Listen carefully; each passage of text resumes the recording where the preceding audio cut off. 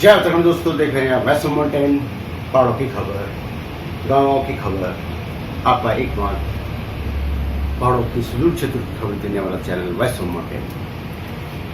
आज खबर नीरना ब्लॉक से। सबसे पहले वैष्णो माउंटेन परिवार की तरफ से नीरना विकास खंड के सभी क्षेत्रवासियों को हरेला पर्व की हार्दिक शुभकामनाएं। हरेला पर्व पर पूरे नीरना क्षेत्र में महिला उत्थान एवं बाल कल्याण समिति और उनमें उनके साथ हैं अपने संस्था जो अनुकृति गोसाई रावत जी चला रही हैं। अनुकृति गोसाई जी के बारे में आप आजकल क्षेत्र में जिस तरह से कह रहे हैं कि वो भारतीय जनता पार्टी के कद्दावर नेता की बहू है, लेकिन उनकी भी अपनी इमेज है। मिस इंडिया हो या मिस उत्तराखंड हो, कई क्षेत्रों में वो अपना प्रतिभा कर चुकी हैं। सॉफ्टवेयर इंजीनियर पेशे से हैं और अब शादी के बाद वो अपने ही परिवार के राजनीतिक और सामाजिक गतिविधियों को आगे बढ़ाने में कदम रख चुकी हैं। पूरे नीरना क्षेत्र में वह इस वक्त प्रवासी जो आ चुके हैं पहाड़ों में, उन्हें राशन वितरण कर रही हैं और सामाजिक कामों में बढ़ चढ़कर हिस्सा ले रही हैं। हल्दुखाल से हमारे संजीव नेगी जी और धुमाकोट से कुलदीप नेगी और नेपाल रावत जी ने वहाँ का जायजा लिया और अनुकृति गोसाई रावत से बात की। देखिए हमारे सहयोगी संजीव नेगी और कुलदीप रावत नेपाल रावत की यह खास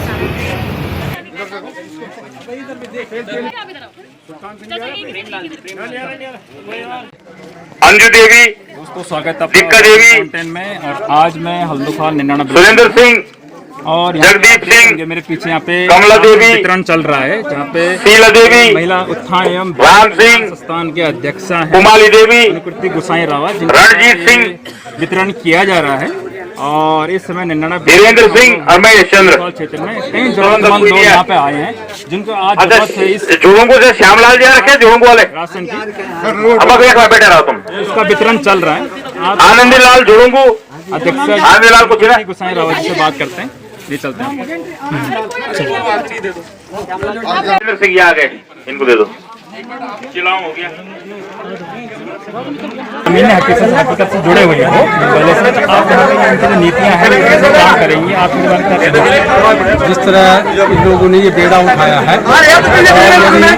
ये इस बीड़ी में जो है इनको जन सहयोग भी मिले, तो मैं समझता हूँ कि समाज स्थान में अच्छा कार्य है। और जैसा इनका लक्ष्य है कि हमें बिना किसी उसके भेदभाव के किसी राजनीतिक मेरे साथ में श्री जंगबहादुर सिंह नेगी जी जो ग्राम चमाड़ा से हैं। उनके द्वारा यहाँ पे यही कहा गया है कि लगातार जिस प्रकार से ये लोग जरूरतमंदों की सेवा कर रहे हैं, तो ऐसे ही भगवान हर किसी को बुद्धि दे और ऐसे ही अपने कार्य करते रहें। धन्यवाद। आप देख रहे हो वैष्णो माउंटेन संजीव नेगी के साथ। यहाँ पे राशन वितरण कर रहे हो, कई गाँव सबके नाम आपके पास आए होंगे, या सभी को यहाँ पे वितरण मिल रहा है राशन सभी को?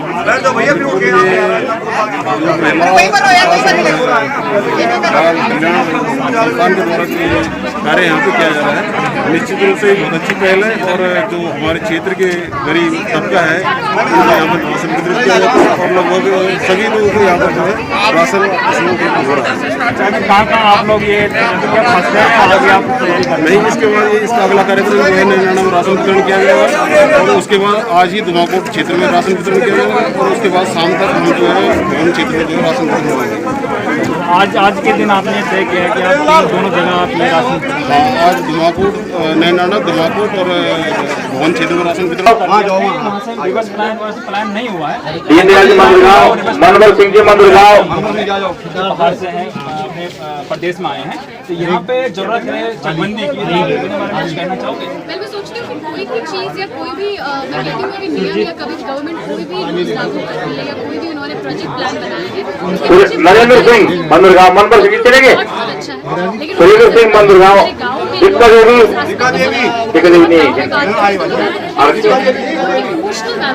रिफाइंड है उनको दे दो। नमस्कार दर्शकों, जिनके हाथ में रिफाइंड का पैकेट है उनको दे दो एक पैकेट।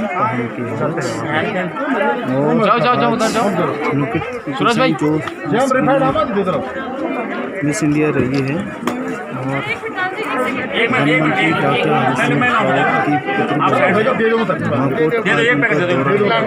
डॉक्टर और यहाँ पे जो गरीब लोग हैं, असहाय लोग हैं, मजदूरी दिहाड़ी आजकल वैश्विक महामारी में कम हुआ है, उनको कहाँ से आगे बढ़ रहे हैं। अगर आपके हौसले मजबूत हैं, आपके इरादे मजबूत हैं, तो आप कहीं से कहाँ तक पहुँच सकते हैं। आपके अंदर आत्मविश्वास होना चाहिए। कई बार मैं देखती हूँ, मेरी बहुत सी बहनें फेसबुक पे मुझे टेक्स्ट करती हैं, हमको मॉडलिंग में जाना है, मिस इंडिया में जाना है, अंतर्राष्ट्रीय प्रतियोगिताओं में जाना है। तो मुझे लगता है कि उसके लिए कोई प्रतिबंध नहीं। आप सोचिए लैंसेडॉन जैसे दुमाकोट है, लैंसेडॉन हमारा ऐसा ही, वहाँ से पढ़कर अगर मैं इंजीनियर बन के जा सकती हूँ तो आप भी कुछ अच्छा कर सकते हैं। जब वापस 2017 में मैंने डिसाइड किया कि मैं वापस आऊँगी, मैंने ये निर्णय लिया कि मैं उत्तराखंड वापस आना चाहती हूँ। जैसे अभी अंकल ने कहा भी कि मुझे सबसे ज़्यादा जो प्रेरणा मिली वो अपने ससुर जी डॉक्टर हरक सिंह रावत जी से मिली। उन्होंने मुझसे कहा कि आज अनुकृति तुम वाकई। नमस्कार दोस्तों, जय भारत, जय उत्तराखंड। आप देख रहे हैं वॉइस ऑफ माउंटेन और मैं हूं कुलदीप सिंह रावत, सीधा दुमाकोट से आपके साथ। और आज यहाँ पे जो है अनुकृति गुसाई जी आई हैं, जो यहाँ पे सामान वितरण कर रही है, जरूरतमंद लोगों को राशन पानी दे रही हैं। तो बहुत बढ़िया वो कार्य कर रही हैं और आइए उनसे जानते हैं क्या उनकी सोच है और क्या सौगात है यहाँ पे महिलाओं के लिए और यहाँ उत्तराखंड के लोगों के लिए लेके आई है। अनुकृति जी, बहुत बहुत स्वागत है आपका। सबसे पहले तो अनुकृति जी, आप युवा हैं और एज ए युवा के तौर पर ज़्यादा लोगों की सोच होती है यार कि आप खुद भी मिस इंडिया रह चुकी है, बॉलीवुड में जाने की, गाना गाने की, एक्टिंग, सिंगिंग, बहुत सारे ख्वाब होते हैं लोगों के। लेकिन आप पहाड़ों में आके, मतलब मेरे लिए तो एक शॉकिंग चीज़ है ये, बिल्कुल ठीक है। मैं सॉफ्टवेयर इंजीनियर मैं कर रहा हूँ, लेकिन हाँ डेफिनेटली, लेकिन मेरे लिए भी शॉकिंग चीज़ है कि आप यहाँ पे आके इस टाइप का कार्य कर रही है। कहाँ से प्रेरणा मिली? मैं खुद सॉफ्टवेयर इंजीनियर होने के नाते मुझे ऐसा लगता है कि जब आप इंजीनियरिंग करते हैं तो आप वो एक ऐसा फील्ड है जहाँ आप सब कुछ करते हैं। उन 4 सालों में आप ये सीखते हो कि हर एक सिचुएशन को कैसे टैकल करना है। और मुझे लगता है कि ये समय एक ऐसा समय है जब हमें मानवता को सबसे ऊपर रखकर सोचना है। अगर आज हम एक दूसरे की मदद नहीं कर पाएंगे तो क्या वो मानवीय पहलू हमारे अंदर हमेशा मिसिंग है। मुझे लगता है कि जब 2017 में मैंने ये सोचा कि मुझे वापस उत्तराखंड आना है और उत्तराखंड के लिए मैं कुछ करना चाहती हूँ, तो मेरा सबसे पहला विचार ये था कि मैं उत्तराखंड की महिलाओं को मजबूत करना चाहती हूँ। क्योंकि ये बात मैं बहुत अच्छे से जानती हूँ और समझती हूँ। पहाड़ में पली बड़ी हूँ, पहाड़ की बेटी हूँ। लैंसडाउन मेरा घर है और मेरी पूरी शिक्षा 12 तक मैंने लैंसडाउन में करी। तो मैंने बहुत अच्छे से देखा है कि किस तरीके से एक महिला अपने घर को चलाने के लिए कितनी मेहनत कर सकती है। और मैं जानती हूँ कि अगर थोड़ी सी मदद मैं उनकी कर दूँ तो शायद वो अपने आर्थिक स्तर को बहुत ऊंचा ले जाए। मेरा पूरा जो कॉन्सेप्ट है विमेन एम्पावरमेंट का वो यही है कि महिलाओं को मैं आर्थिक मजबूती, जब हमारी महिलाएं, हमारी बहनें आर्थिक रूप से इंडिपेंडेंट होंगी तभी वो ज़िंदगी के अच्छे डिसीजन ले पाएंगी। अपने डिसीजन जब वो इंडिपेंडेंट ले पाएंगी तो उनके अंदर वो आत्मविश्वास बढ़ेगा, जो कि मैं चाहती हूँ कि उनके अंदर आए, तभी वो समाज में प्रत्यक्ष रूप से अपनी भागीदारी। बिल्कुल। अनुकृति जी, आप जो है युवा है और अभी इस टाइम पे आप मैरिड हैं, ठीक है। मैं लोगों को देना चाहता हूँ कि जो हरक सिंह रावत जी है हमारे मंत्री जी, उनकी बहू है इस टाइम पे और मैरिड है। तो जैसे कि आप देख रहे हैं कि शादी के बाद अक्सर टाइम कम मिलता है, खासकर सामाजिक कार्य के लिए महिलाओं के लिए बहुत ज़्यादा टफ होता है अक्सर देखा जाए तो आपके साथ ऐसा पारिवारिक दिक्कतें नहीं आती कि परिवार को भी समय देना है और सामाजिक कार्य भी करना है? कई चीज़ें होती हैं, ऐसी समस्या आपको परिवार मैं सोचती हूँ इस मामले में मैं बहुत भाग्यशाली भी हूँ, क्योंकि मेरा परिवार मेरी सोर्स ऑफ इंस्पिरेशन है। सबसे ज़्यादा जो ताकत मुझे मिलती है, चाहे वो मेरे ससुर जी या मेरे हस्बैंड यहाँ पे आए हुए हैं या तुषित हो, उन दोनों से मुझे जो प्रेरणा मिलती है ज़िंदगी में आगे बढ़ने की, मैं सोचती हूँ वो बेमिसाल है। और ये एक अच्छा उदाहरण है कि किस तरीके से जो पुरुष महिला को अपने बराबर मानते हैं, बराबर का अधिकार देते हैं और समाज में आगे बढ़ने के लिए प्रेरित करते हैं। मैं सोचती हूँ बहुत शानदार एग्जाम्पल है। जब मैं ये देखती हूँ तो मुझे लगता है कि हमारी जो ये कंट्री है, भारत प्रगति कर रहा है और यही कारण है कि मैं इतना समय सामाजिक कार्यों के लिए निकाल पाती हूँ। उनकी जो प्रेरणा है, जब मैं सोचती हूँ कि मेरे इस पूरे सामाजिक काम की जो प्रेरणा मुझे सबसे ज़्यादा मिलती है वो है मेरे ससुर जी से, डॉक्टर हरक सिंह रावत जी से